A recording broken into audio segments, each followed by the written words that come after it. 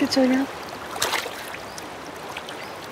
J'ai écrit ce film en toute sincérité parce que j'avais envie d'écrire des émotions que je connaissais. Et parce que j'ai trouvé ça plus facile que d'essayer de me documenter sur des sujets qui me concernaient moi.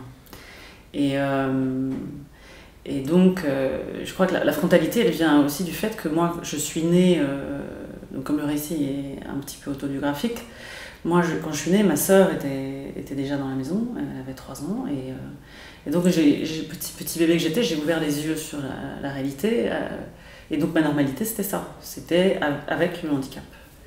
Bon, c'est seulement qu'après, quand je suis allée à l'école, que finalement, je me suis aperçue que c'était pas tout à fait normal, enfin d'ailleurs pas du tout normal. J'ai choisi de raconter l'histoire du point de vue de la sœur, donc du point de vue d'Elisa, incarnée par Diane Roxel, parce que c'est le mien.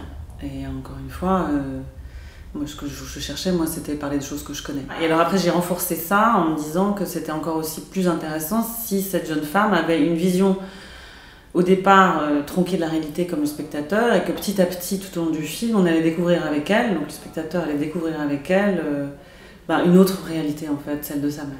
Donc finalement, le personnage principal est au départ une vision un peu déformée, enfin en tout cas une vision de l'enfance, et puis petit à petit, elle va apprendre, elle va grandir, elle va pouvoir s'émanciper. Et je suis aujourd'hui convaincue que cette histoire touche tout le monde, que le sujet est très universel.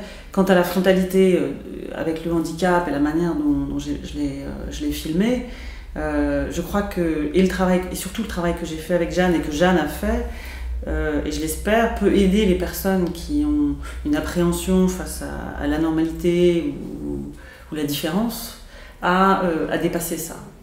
Et je crois que le personnage incarné par Jeanne Cohendi va permettre ça. Si j'ai aussi appelé ce film Marche ou crève, c'est parce que je souhaitais me positionner par rapport à une société qui à mon avis, déraille complètement de ce point de vue-là, c'est-à-dire que tout est basé sur le profit et la réussite et aux dépens de nombreuses personnes qui ne sont pas soi-disant à la hauteur.